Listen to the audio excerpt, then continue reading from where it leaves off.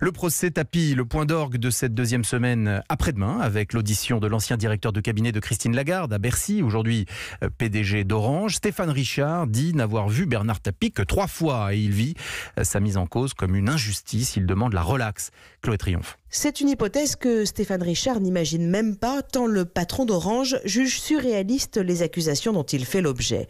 À son poste de directeur de cabinet à Bercy, il a rencontré Bernard Tapie 3 fois avant la validation de l'arbitrage, dont une fois lors d'une réunion à l'Élysée. Mais sa défense avance qu'il n'a pas choisi les juges arbitres, ni même participé à l'élaboration du compromis qui a octroyé 400 millions d'euros à Bernard Tapie. Stéphane Richard vit donc comme une profonde injustice sa place sur le banc des prévenus. Il ne s'est absenté du procès que 2 jours pour suivre Emmanuel Macron lors de son déplacement en Afrique au titre de patron d'Orange.